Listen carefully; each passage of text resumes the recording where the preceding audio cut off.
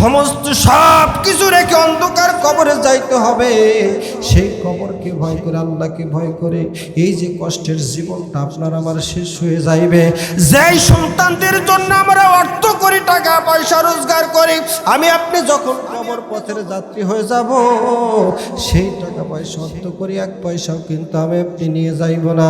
সব কিছু সন্তানগুলো ভাগ করে নেবে, আমার আপনার সন্তানগুলো সব কিছু নিয়ে যাইবে। আমি আপনি মরা লাশ কবরের জমিনে থাকবো, কেউ কোনো দিনের জন্য খবর নিবে না। আসরে কোন ঠিক কিনা? এই যুবকের মা চোখের পানি ফালা কান্দার বলে, যুবক খবরদার খবরদার, কোনো দিনের জন্য তুমি আমার কাছে আসবে না। তোমার বাড়ির থেকে আমি চলে যাইব, আমার লাশটা করো না, আমার কলজাটা কাটার জন্য তুমি আসো না। যুবকটা কোনো কথাই বলে না। ঘরের মধ্যে মাকে শোয়াইয়া যখন মার ভিতর থেকে কলজাটা কাটার জন্য যখন উৎসাহ হয়ে গেলেন, যখন বুকের উপর দিয়ে ছুরি চালাইতে লাগলেন, এই যুবকের মা চোখের পানি ফালা কান্দার বলে, হে বেটা, আজকে তোমাকে কত কষ্ট করে মানুষ করেছি, নিজে না খাইয়ে তোমার মতন সন্তানকে খাওয়াইছি, নিজে পরের বাড়িতে কাজ করে তোমার মতন সন্তানকে খাওয়াইছি, আমার নিজের যৌবনটা বিসর্জন করে দিয়েছে, অন্য কোনো পুরুষের হাত ধরে আমি ভেঙে যাই না, একমাত্র তোমার চিন্তা ভাবনা করে। যুবক রে, বেটা রে, আমি তোমার এখান থেকে চলে যাইব, একবারের জন্য তুমি আমাকে ছেড়ে দাও। যুবকটা কোনো কথাই বলেন না। মায়ের বুক থেকে যখন কলজাটা বের করার জন্য ছুরি চালাইল, এই যুবকটা চোখের পানি ফালা কান্দার বলে, মা, আমি তোমাকে হত্যা করে তোমার কলজাটি নিয়ে না দেখাইলে ওই মেয়েকে বিবাহ করতে পারবো না, একবারের জন্য তুমি আমাকে মাফ করে দাও। যুবকটা যখন তার মায়ের বুকটা ফেরে কলজা বের করে যখন যুবকটা দৌড় দিয়েছে, কিতাব প্রমাণ করে যুবকটা একটা গাছের সঙ্গে অথবা পাথরের সঙ্গে উষট লেগে পড়ে যায়। মা বলে একটা ডাক দেয়, ডাক দেওয়ার সঙ্গে সঙ্গে ওই যুবকটার কানের মধ্যে আওয়াজ আসে, কলজের ভিতর থেকে ডাক দিয়ে বলতেছেন, বাবা, আমি মা তোমার সঙ্গে আছি, চিন্তার কোনো কারণ নাই। সরে কোন সুবহানাল্লাহ। তুমি যদি না করো দয়া,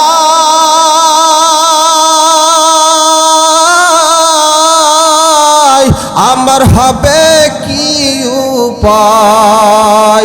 তুমি যদি না করো দয়া, আমার হবে কি উপায়?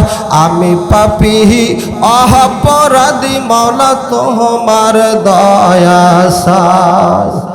আমি পাপী অপরাধী, মাওলা তোমার দয়া চাই।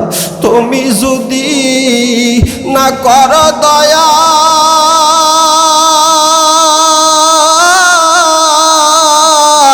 আমার হবে কি উপায়? আমি পাপী অপরাধী, মাওলা তোমার দয়া চাই।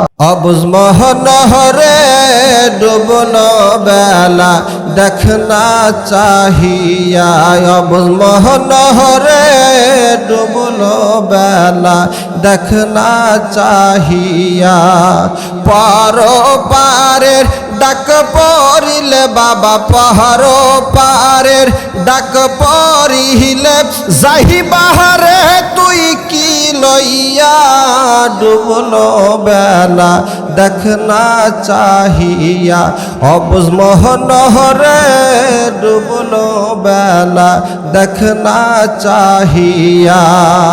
আল্লাহ আল্লাহ আল্লাহ আল্লাহ, জোরে একটু জবান খুলে বলি, আল্লাহ আল্লাহ আল্লাহ আল্লাহ।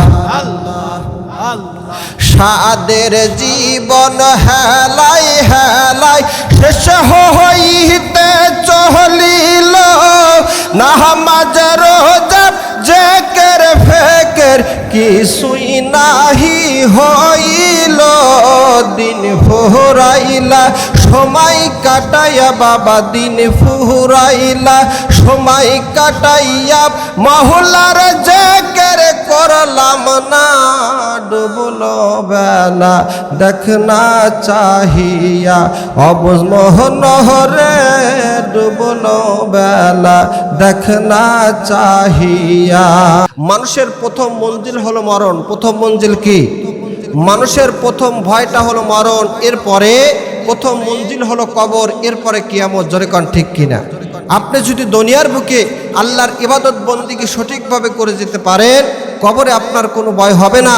এই দুনিয়ার বুকে কাল কিয়ামতের ময়দানে হাসরের জমিনে আপনার কোনো ভয় নাই। তার কারণ আমার রসুল আখিরি জামানার পায়গাম্বার জনাবে মুহাম্মদ রাসূলুল্লাহ সাল্লাল্লাহু আলাইহি ওয়াসাল্লাম আমাকে আপনাকে কাল কিয়ামতের ময়দানে আল্লাহর দরবারে হেফাজত করবে। জোরে কোন মারহাবা, আর জোরে বলেন মারহাবা। আজকে লক্ষ্য করে দেখেন, আমার এই ভিতরের পানো পাখিটা যদি একবারের জন্য চলে যায়, আমি আপনি কবরের জমিনে চলে যাব। জোরে কোন ঠিক কিনা? যেই কবরে সাথী নাই, বাতি নাই, ঘর নাই, দরজা নাই, বিছানা নাই, জানালা নাই, কোনো কিছুই নাই, আপনার এই দেহখানা কবরে পড়ে থাকবে। আপনার ভিতরের যে আত্মা নামক যে ব্যক্তিটা আমার আপনার ভিতরে বসবাস করে, সেই ব্যক্তিটাও কিন্তু থাকবে, লাশ কবরের মধ্যে থাকবে। কবরের জমিন আমি আপনি থাকবো, কেউ আর এই সুন্দর খাট পালঙ্ক বিছানায় থাকবো না। জোরে কোন ঠিক কিনা?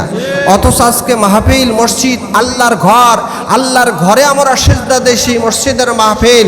তারপরও কপাল পরা মুসলমান আজকে মসজিদে না এসে, এই মাহফিলে না এসে, শীতের অজুহাত দেখায় টেলিভিশনের পর্দায় বসে থাকে, স্টার জালসা, জি বাংলা, এমনকি ক্রাইম পেট্রোল, এইগুলো দেখতে থাকি। আল্লাহ রাব্বুল আলামিন কাল কিয়ামতের ময়দানের হিসাবটাও নিবে। জোরে কোন নিবে না? এর হিসাবটা আল্লাহ রাব্বুল আলামিন আমাদের করায় গুন্ডায় হিসাবটা নিয়ে নেবে। জোরে কোন আল্লাহু আকবার। সম্মানিত মুসলমান ভাইরা, আল্লাহ রাসূল আখিরি জামানার পায়গাম্বার জনাবে মুহাম্মদ রাসূলুল্লাহ সাল্লাল্লাহু আলাইহি ওয়াসাল্লাম একদিন বসে আছে। একটা যুবক আল্লাহ রসুলের কাছে যাইয়া ডাক দিয়ে বলেন, ইয়া রসুল আল্লাহ, ইয়া হাবিব আল্লাহ, আমি আপনার হাত ধরে কলেমা পড়ে মুসলমান হয়ে যাইতে চাই। জোরে কোন সুবহান।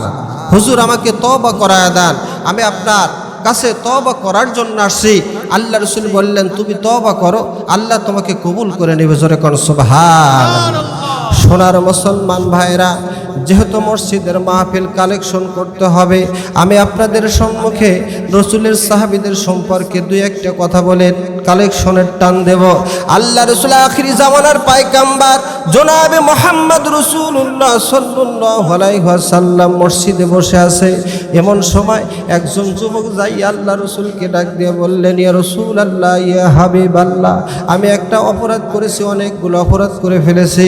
হুজুর গো, এই অপরাধের জন্য আপনি আল্লাহর দরবারে একটু দোয়া করেন, আল্লাহ রাব্বুল আলামিন যেন আমাকে মাফ করে দেয়। আল্লাহর কাছে দোয়া করেন, তওবা করব, আল্লাহ যেন আমাকে মাফ করে দেয়। আল্লাহ রাসূল আখিরি জামানার পায়গাম্বার জনাবে মুহাম্মদ রাসূলুল্লাহ সাল্লাল্লাহু আলাইহি ওয়াসাল্লাম ডাক দিয়ে বলেন, বাবা, তুমি কি এমন অপরাধ করেছো, এর জন্য অনুতপ্ত হয়েছো, চোখের পানি ফালা কান্দো, তার কারণটা কি? এই যুবকটা ডাক দিয়ে বললেন, ইয়া রাসূল আল্লাহ, ইয়া হাবিব আল্লাহ, আমি এমন একটা পাপ করেছি, মক্কা মদিনার জমিনে কোন ব্যক্তি যদি মারা যাইতো, সেই মানুষটা মারা গেলে রাতের অন্ধকারে যাইয়া কবর গুলোর থেকে মাটিগুলো সরাইয়া ওই ব্যক্তির কাপড় চুরি করে বাজারে বিক্রি করতাম। জোরে কোন নাউজুবিল্লাহ। ইয়া রাসূল আল্লাহ, ইয়া হাবিব আল্লাহ, যখন কোনো মানুষ মারা যাইতো আমি সেই মানুষের কাফন চুরি করে বাজারে বিক্রি করতাম। আল্লাহ রসুল ডাক দিয়ে বললেন, বাবা, তুমি কি দুনিয়ার বুকে আর কোনো কাজ পাও না? এমন একটা কাজ তোমাকে করতে হবে, যেই কাজের কথা শুনলে গা শিংড়ে ওঠে। মানুষ যখন মারা যায়, সে সম্বলের সময় মাত্র 3খানা 5খানা কাপড় নিয়ে কবরের জমিনে চলে যায়। আর সেই মানুষের ভিতর থেকে তুমি রাতের অন্ধকারে তার দেহের থেকে কাপড়গুলো খুলে নিয়ে আসো। এর চাইতে কি বড় কাজ তোমার হয় না? এর চাইতে গুনাহগার ব্যক্তি আর পৃথিবীর জমিনে একজন হয় না। জীবনে অনেক চোরকে দেখেছে, তোমার মতন এত খারাপ চোর, এত খারাপ ব্যক্তি, পাপিষ্ঠ ব্যক্তি আমি লক্ষ্য করে দেখি নাই। যুবক রে, এরপরেও যদি খাঁটি দিলে তুমি একবারের জন্য তওবা করতে পারো, আল্লাহ রাব্বুল আলামিন হয়তো তোমাকে মাফ করে দিতেও পারে। জোরে কোন মারহাবা। যুবকটা চোখের পানি ফালা কান্দে। আল্লাহ রসুলকে ডাক দিয়ে বলেন, ইয়া রাসূল আল্লাহ, ইয়া হাবিব আল্লাহ, শুধু কাপড় চুরি করে বাজারে বিক্রি করেও ক্ষান্ত হয় নাই। আজকে মক্কা মদিনার জমিনে অনেক মানুষ মারা যায়। একজন যুবতী মহিলা অমুক দিন মারা গিয়েছে, কয়দিন দিন পূর্বে মারা গিয়েছে, আমি এমন একটা অপরাধ করে ফেলেছি হুজুর। যখন সেই যুবতীটা মারা যায় আমি জানতে পারলাম ওই সুন্দরী রমণী মারা গিয়েছে। আমি নিজেও যাইয়া সেই জায়গায় জানাজা শরীক হইলাম, নিজে মাটি দিলাম। যখন রাত চলে আসলো আমি এক পা দু পা করে কবরস্থানের দিকে যাইতে লাগলাম। কবরস্থানের জমিনে যাইয়া যখন গভীর রাত, সেই সময় যাইয়া কবরের মাটিগুলো সরাইতে লাগলাম। আমার মনের মধ্যে কোনো ভয় নাই, কোনো ডর নাই। আমি মাটিগুলো সরাইয়া যখন সেই কবর থেকে ওই মেয়েটার কাফনটা চুরি করে নিয়ে আসতে লাগলাম, যখন কবরের জমিন থেকে সেইখান থেকে নিয়ে আসলাম, আমি সেই কাফনটা চুরি করলাম। শুধু তাই নয়, কাফনটা চুরি করার পরে মনের মধ্যে শয়তান ওয়াসওয়াসা হয়ে গেল। আমি কবরের ভিতরে নেবে ওই মেয়েটার সঙ্গে খারাপ ব্যবহার করলাম। আমি তার সঙ্গে যে অপরাধটা করে ফেলেছি হুজুর, সেখান থেকে যখন উঠে আসলাম, আসার পরে আমি যখন কবরের জমিন থেকে উপরে উঠে আসলাম, ওই মেয়েটা কবরের ভিতর থেকে ডাক দিয়ে বলতেছেন, যুবক এমন একটা অপরাধ তুমি করলাম, জীবনে কোনোদিন কোনো পরপুরুষ আমার গায়ে স্পর্শ করে নাই। আজকে কবরের জমিনের ভিতরে এসে তুমি আমার সঙ্গে যে দুর্ব্যবহার করে গেলা, দুনিয়ার কোনো মানুষের কাছে বিচার চাইব না, দুনিয়ার কোনো মানুষের কাছে আমি এর অপরাধের কথা বলবো না। আমি এমন একটা মালিকের কাছে বলবো, যেই মালিকটা কাল কিয়ামতের ময়দানে রোজ মহাশুরের দিনে আল্লাহ রাব্বুল আলামিনের কাছে আমি বিচার দিয়ে দিলাম। জোরে কোন মারহাবা। এই যুবকটা চোখের পানি ফেলায় কান্দে। কবরের ভিতর থেকে ওই মেয়েটার মুখ দিয়ে ডাক দিয়ে বলতেছেন, যুবক রে, আজকে তুমি আমার সঙ্গে যে আচরণগুলো করে গেলা, আমার ইচ্ছা নাই, সাধ্য নাই, তোমাকে আটকানোর কোনো ব্যবস্থা করতে পারলাম না।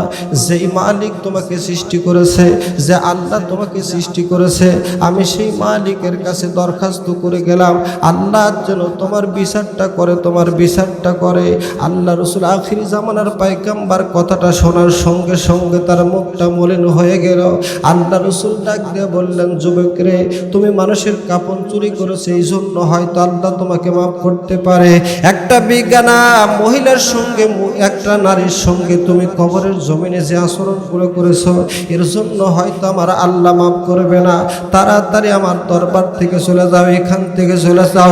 যুবকটা চোখের পানি বলা কাঁদতে কাঁদতে সেখান থেকে রওনা দিলেন। পাহাড়ের পাদদেশে যাইয়া চোখের পানি ফেলায় কান্দে। যুবকটার খাওয়া নাই, গাওয়া নাই, শুধু চোখের পানি ফেলায় কান্দে।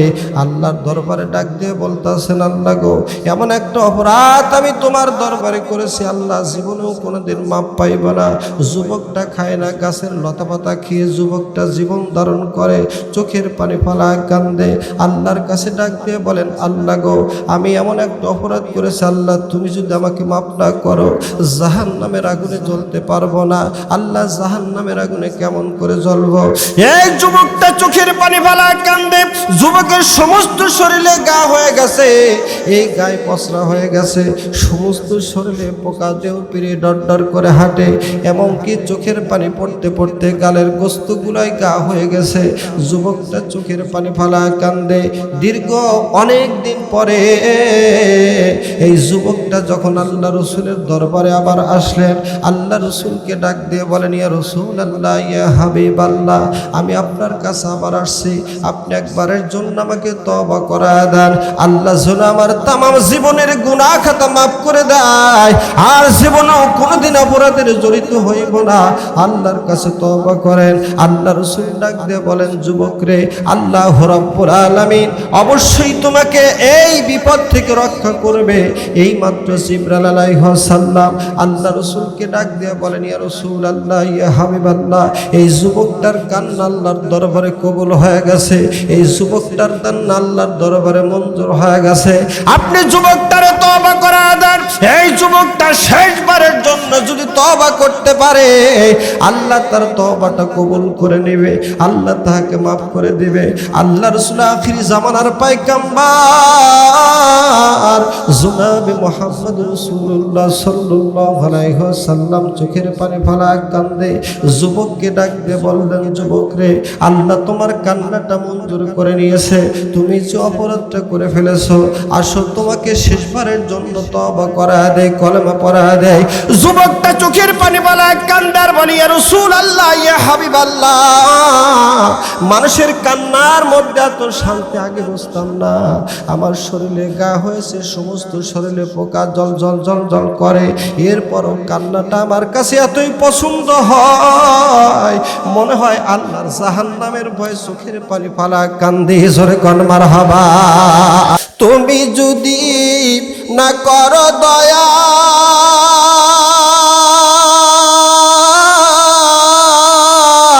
আমার হবে কি উপায়, তুমি যদি না করো দয়া আমার হবে কি উপায়, আমি পাপী অপরাধী মাওলা তোমার দয়া চাই, আমি পাপী অপরাধী মাওলা তোমার দয়া চাই, তুমি যদি না করো দয়া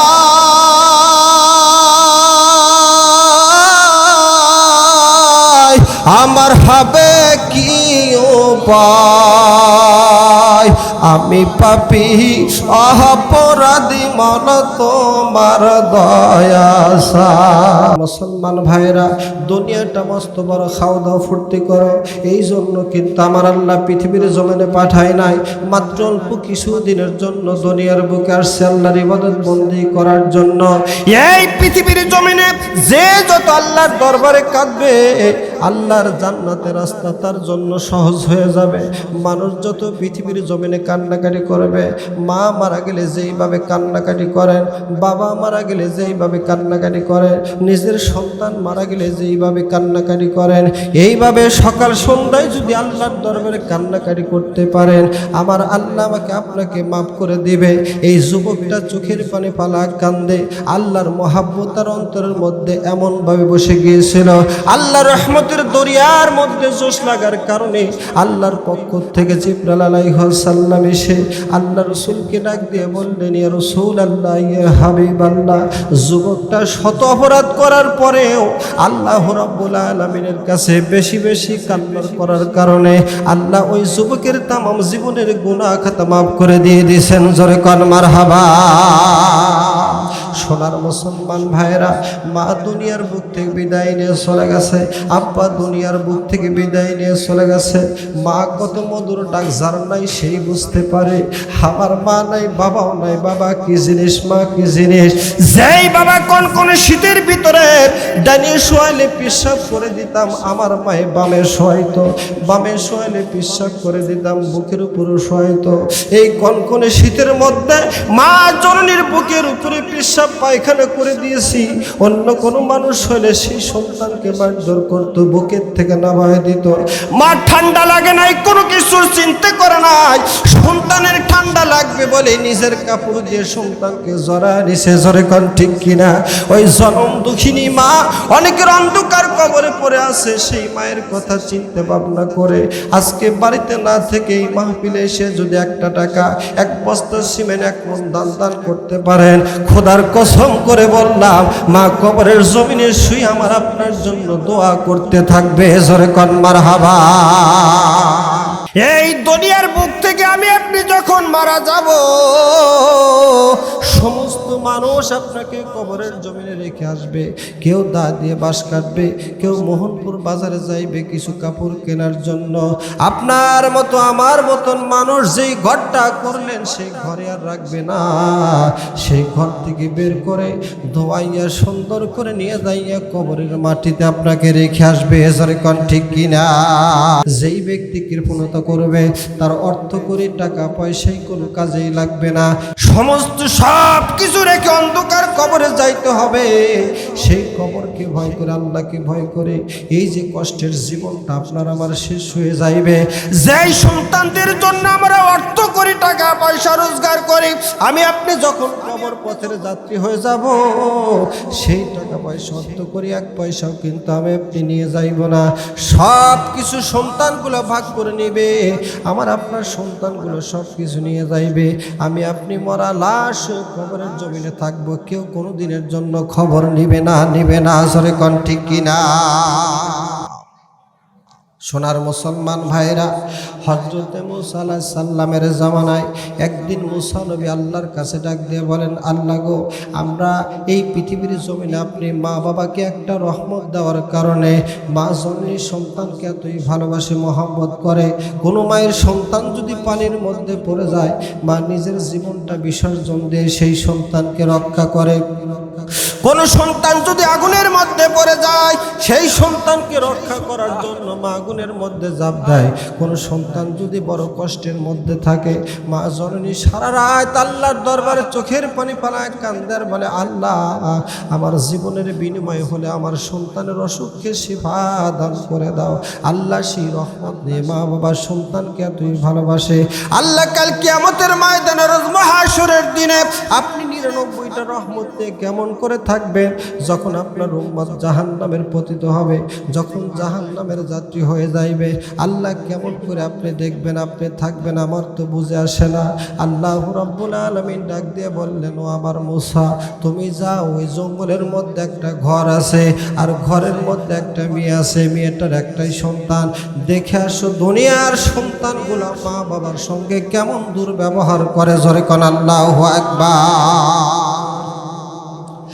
আল্লাহর নবী হযরত মুসা আলাইহিস সালাম সেই দৃশ্যটা দেখার জন্য যখন জঙ্গলের মধ্যে চলে আসলেন, লক্ষ্য করে দেখে একটা সুন্দর যুবক জঙ্গলের মধ্যে বসে আছে, একটা যুবতীর সঙ্গে কথাবার্তা বলতেছে।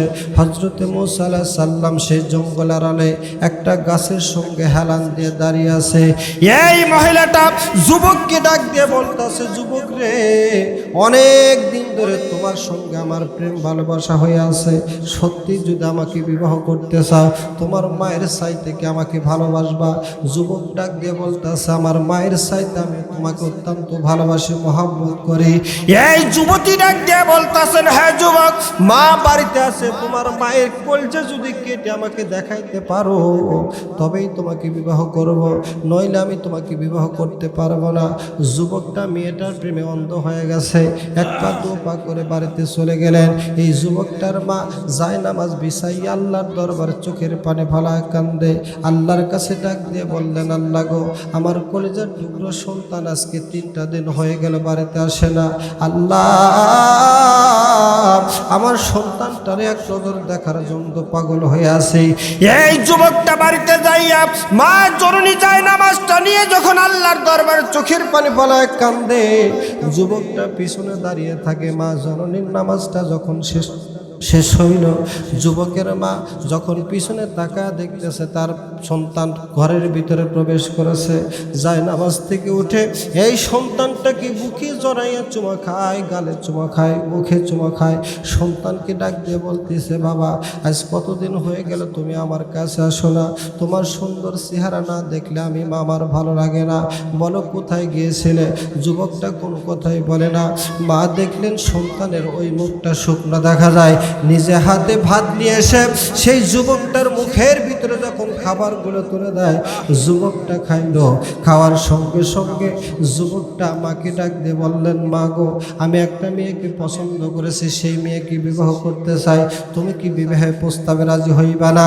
মা জননী চোখের পানি ফেলায় কান্দার বলে, যুবক, তোমাকে বিবাহ দেওয়ার জন্য আমি পাগল হয়ে আছি, তোমাকে বিবাহ দেওয়ার জন্য অত্যন্ত লালায়িত আছি, বলো কোন মেয়েকে বিবাহ করবে? যুবকটা ডাক দিয়ে বললেন, মা গো, বিবাহ করব, কিন্তু মেয়েটা একটা শর্ত দিয়েছে। বলে, কি শর্ত? বলে, মা, আমি যদি তোমার ভিতর থেকে কলজা কেটে তাহাকে দেখাইতে পারি তবেই সে আমার প্রস্তাবে রাজি হইবে, নইলে রাজি হইবে না।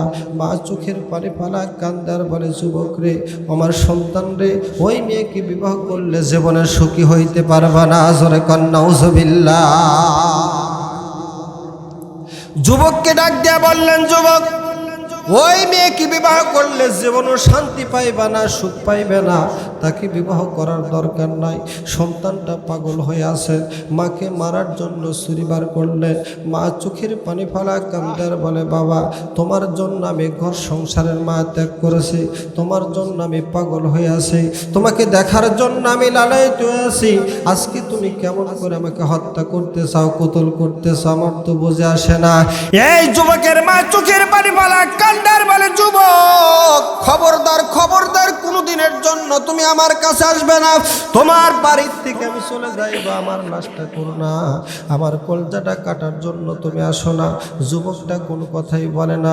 ঘরের মধ্যে মাকে শোয়াইয়া যখন মার ভিতর থেকে কলজাটা কাটার জন্য যখন উৎসাহ হয়ে গেলেন, যখন বুকের উপর দিয়ে ছুরি চালাইতে লাগলেন, এই যুবকের মা চোখের পানি ফালা কান্দার বলে, হে বেটা, আজকে তোমাকে কত কষ্ট করে মানুষ করেছি, নিজে না খাইয়ে তোমার মতন সন্তানকে খাওয়াইছি, নিজে পরের বাড়িতে কাজ করে তোমার মতন সন্তানকে খাওয়াইছি, আমার নিজের যৌবনটা বিসর্জন করে দিয়েছে, অন্য কোনো পুরুষের হাত ধরে আমি ভেগে যাই না, একমাত্র তোমার চিন্তা ভাবনা করে। যুবক রে, বেটা রে, আমি তোমার এখান থেকে চলে যাইবো, একবারের জন্য তুমি আমাকে ছেড়ে দাও। যুবকটা কোনো কথাই বলেন না। মায়ের বুক থেকে যখন কলজাটা বের করার জন্য ছুরি চালাইল, এই যুবকটা চোখের পানি পালায় কান্দার বলে, মা, আমি তোমাকে হত্যা করে তোমার কলজাটি নিয়ে না দেখাইল ওই মেয়েকে বিবাহ করতে পারবো না, একবারের জন্য তুমি আমাকে মাফ করে দাও। যুবকটা যখন তার মায়ের বুকটা ফেরে কলজা বের করে যখন যুবকটা দৌড় দিয়েছে, কিতাব প্রমাণ করে যুবকটা একটা গাছের সঙ্গে অথবা পাথরের সঙ্গে উষট লেগে পড়ে যায়। মা বলে একটা ডাক দেয়, ডাক দেওয়ার সঙ্গে সঙ্গে ওই যুবকটার কানের মধ্যে আওয়াজ আসে, কলজের ভিতর থেকে ডাক দিয়ে বলতেছেন, বাবা, আমি মা তোমার সঙ্গে আছি, চিন্তার কোনো কারণ নাই। সরে কোন সুবহানাল্লাহ। এই যুবকটা চোখের পানি পালা কান্দার বলা, হারে একটা মেয়ের জন্য এইরকম পাগল হয়ে মায়ের কলজাটা বের করলাম। ও দুনিয়ার মানুষ, মাকে যদি কষ্ট দাও, আঘাত দাও, কবরের পাশে যাইলে যদি বলেন, রব্বির হামহুমা কামা রব্বায়ানি সগীরা, আল্লাহ তুমি আমার মাকে মাফ করে দাও, আল্লাহর সঙ্গে সঙ্গে আপনাকে মাফ করে দেবে, আপনার মাকে মাফ করে দেবে। ওই কবরের জমিন থেকে সেই মা আমার জন্য আপনার জন্য দোয়া করবে, আল্লাহ তামাম জিন্দিগির গুনাহ খাতা আমার আপনার মাফ করে দেবে। জোরে কোন মারহাবা। পিতা মাতার দেহের মনে, পিতা মাতার দেহের মনে, সন্তানের মায়া যায় না কাটা, সন্তান মরলে সিদির হইবা, আম্মা জানের কলিজার ব্যথা, পুত্র শোকে সিদির হইবা। জোরে কোন ঠিক কিনা? পুত্র শোকে সিদির হইবা, কলিজা হয় জাজরা জাজরা, কলিজা হয় জাজরা জাজরা, হয় কলিজা লাখো টুকরা। জোরে কোন আল্লাহু আকবার। আল্লাহুম্মা সাল্লি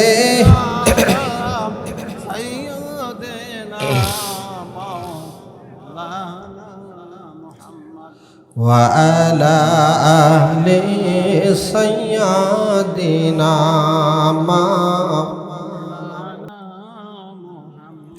আজ না হয় কাল তুমি যাইবা কবরে, যাওয়ার সময় দেখবে চেয়ে গো তোমার সবই রইবে পরে, যাওয়ার সময় দেখবে চেয়ে গো।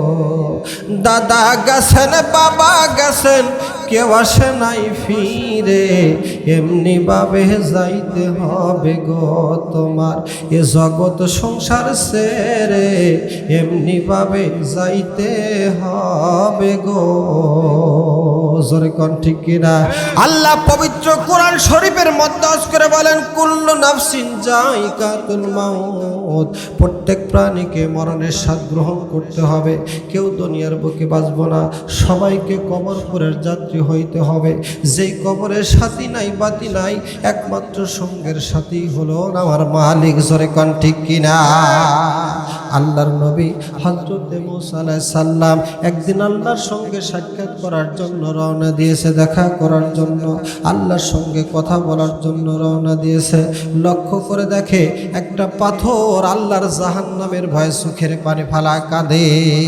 একটা পাথর জাহান্নামের ভয়ে চোখের পানি ফালা কাঁদে। যে পাথরটা জাহান্নামের ভয় তার অন্তরের মধ্যে, এই জন্য যে আল্লাহ মানুষকে যখন জাহান্নামের ভিতরে দিবে, আর সেই জাহান্নামের আগুনের পাওয়ার বাড়ানোর জন্য আল্লাহ পাথরকে ব্যবহার করবে, যেন পাথরের কারণে জাহান্নামের আগুনের পাওয়ারটা আরো সমুজ্জ্বলিত হয়, বেড়ে যায়। জোরে কর নাউজুবিল্লাহ। সোনার মুসলমান ভাইরা, আল্লাহর নবী হযরতে মুসা আলাইহিস সালাম লক্ষ্য করে দেখে পাথর কাঁদে। মুসা নবী পাথরকে ডাক দিয়ে বললেন, পাথর তুমি কি জন্য কাঁদো? তোমার তো কোনো ভয় নাই। পাথরের জবান থেকে পাথর মুসা নবীকে ডাক দিয়ে বললেন, মুসা রে, আমি এই জন্য কান্দি, আল্লাহর কাছে তুমি সাক্ষাৎ করার জন্য যাচ্ছ, আল্লাহর কাছে দেখা করার জন্য যাচ্ছ।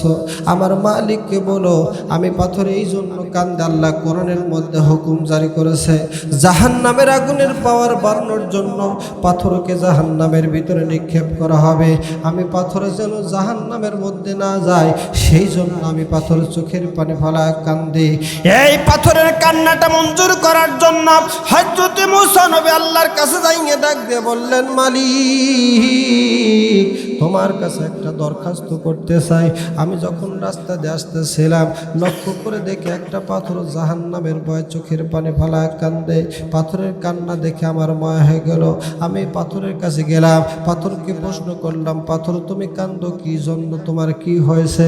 পাথর ডাক দিয়ে বললেন, হে মুসা আল্লাহর পায়গাম্বার, আমি এই জন্য কান্দি যেহেতু পাথরকে জাহান্নামের আগুনে নিক্ষেপ করা হবে মানুষকে বেশি বেশি পোড়ানোর জন্য, আমি পাথর জাহান্নামের আগুনে যাইব না, এই জন্য আল্লাহর দরবারে কান্দি। আল্লাহর পক্ষ থেকে হযরত মুসা আলাইহিস সালামকে ডাক দিয়ে বললেন, মুসা তুমি একবারের জন্য যাইয়ে বলো ওই জাহান্নামের মধ্যে পাথরকে আমি দেব না, আমি পাথরকে জাহান্নামের মধ্যে নিক্ষেপ করব না। আল্লাহর নবী যখন আবার সেই রাস্তা দিয়ে রওনা করলেন, পাথর ডাক দিয়ে বলতেছেন, হে আল্লাহর নবী, আমি আপনার কাছে জানতে চাই আল্লাহ কি বলেছে, আপনি একবারের জন্য বলেন। এই পাথরকে ডাক দিয়ে আল্লাহর নবী মুসা আলাইহিস সালাম বললেন, হে পাথর তোমার কপাল ভালো এই জন্য যে আল্লাহ তোমাকে জাহান্নামের মধ্যে নিক্ষেপ করবেন না, জাহান্নামের মধ্যে পাঠাইবে না। আল্লাহর বান্দা হযরত মুসা আলাইহিস সালাম যখন এই কথাটা বললেন, বলার সঙ্গে সঙ্গে পাথরটা খুশি হয়ে গেলেন। আবার দীর্ঘ 12 বছর পরে আবার মুসা নবী সেই রাস্তা দিয়ে রওনা দিয়েছে, দেখে পাথর চোখের পানি ফালা কাঁদে, জোরে কোন সুবহানাল্লাহ। আবার দেখে পাথর চোখের পানি ফালা কান্দে।